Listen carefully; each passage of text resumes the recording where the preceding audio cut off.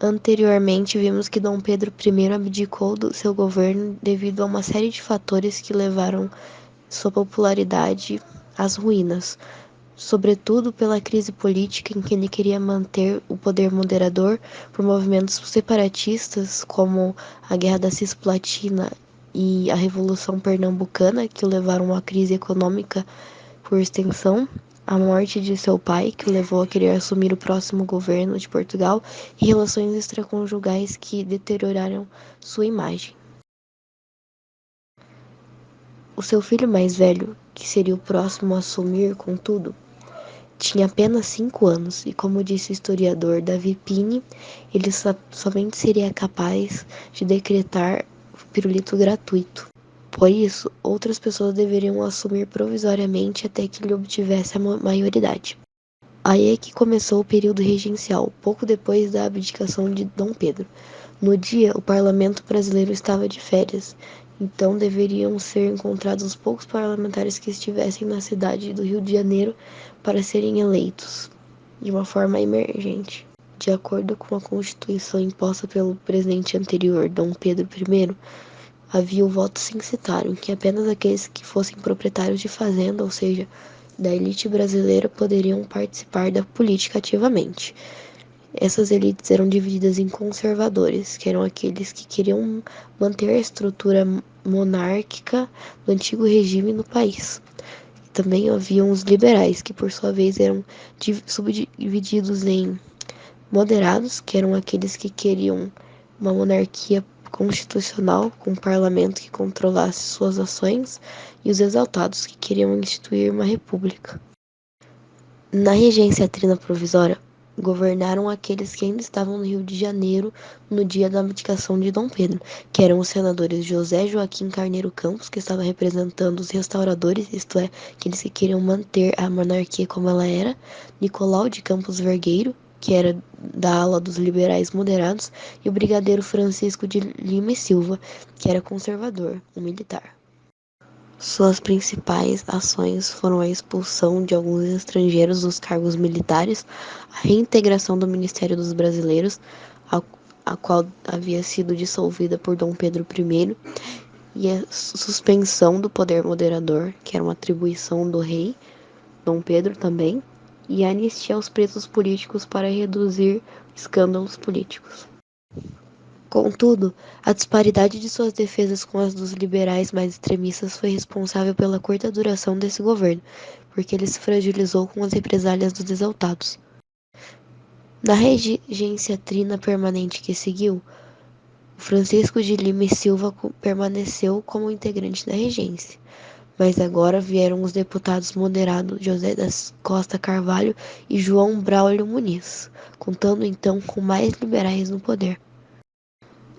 Mesmo a regência trina sendo alterada para permanente em vez de provisória, o problema entre os restauradores exaltados continuava.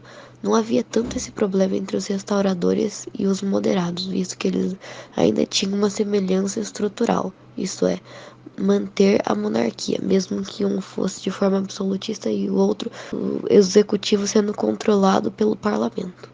Para resolver esse problema, o então ministro da Justiça, Padre Feijó, instituiu uma medida restritora para o desmérito que o exército militar do Brasil tinha no conceito popular, até mesmo porque haviam portugueses ainda presentes no exército.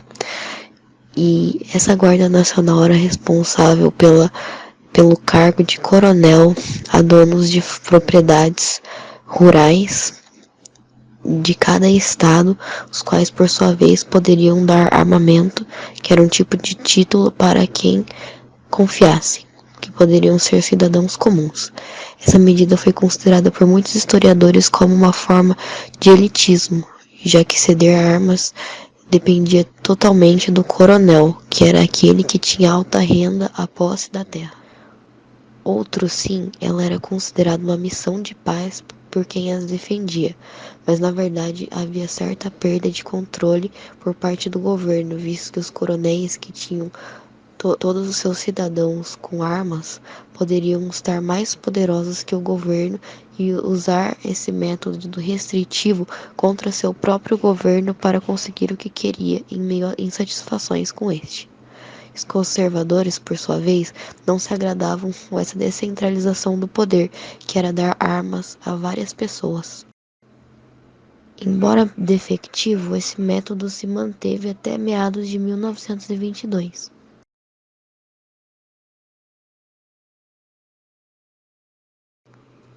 Apesar do relativo sucesso para os liberais, essa foi uma época extremamente conturbada, sobretudo se destacando os processos revolucionários da cabanagem, a Guerra dos Farrapos, a Sabinada e a Revolta dos Malês, na Bahia, além da Balaiada no Maranhão.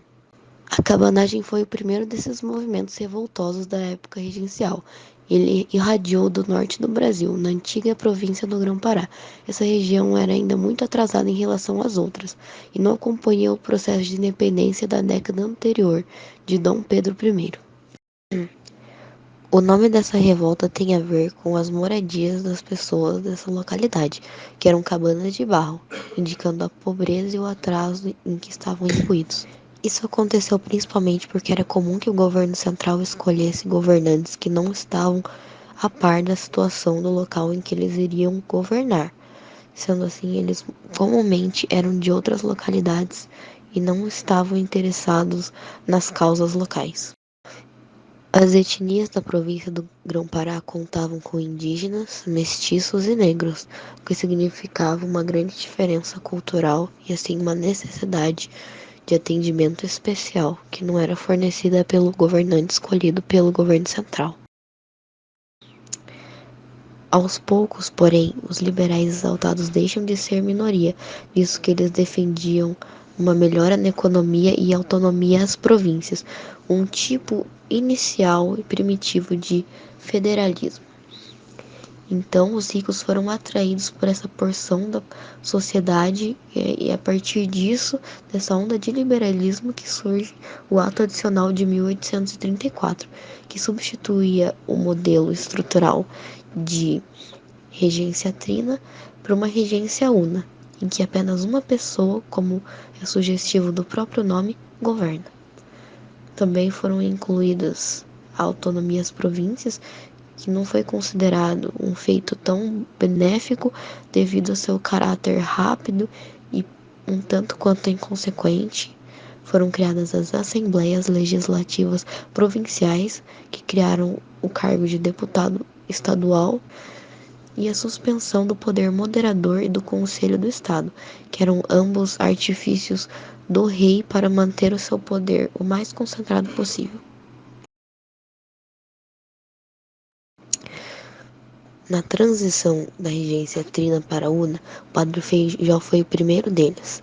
Ele foi considerado impotente e inconstante, e foi incapaz de se posicionar em meio à dualidade partidária presente no acirramento entre progressistas e regressistas, que são atualmente, respectivamente, os liberais e os conservadores. Além disso, ele teve uma debilitação da saúde, que contribuiu mais ainda para sua falha em resolver os problemas revolucionários da época. Sob pressão das elites, ele se retira.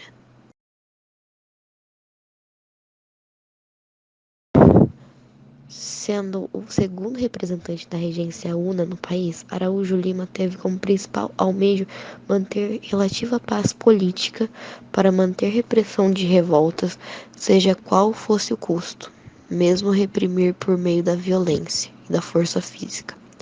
Ele queria que o governo estivesse pronto e propício para que Dom Pedro II tomasse o poder quando fosse o momento certo. Após o poder exercido pelo liberal Feijó, este foi um conservador. Ele representou a recessão das melhorias obtidas no Ato Adicional de 1834.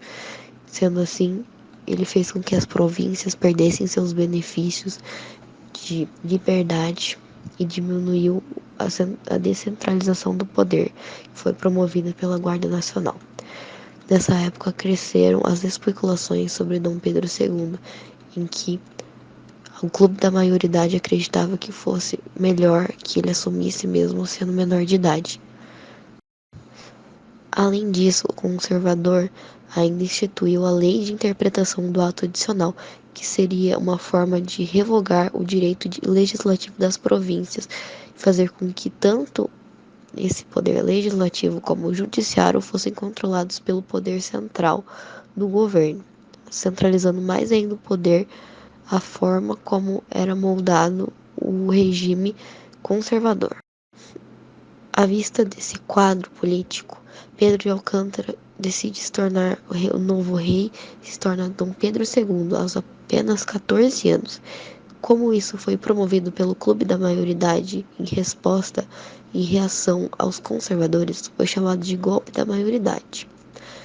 É importante destacar que Dom Pedro II, foi inteligente ao promover uma política em que se revezavam entre os liberais e os conservadores, organizando-os em períodos.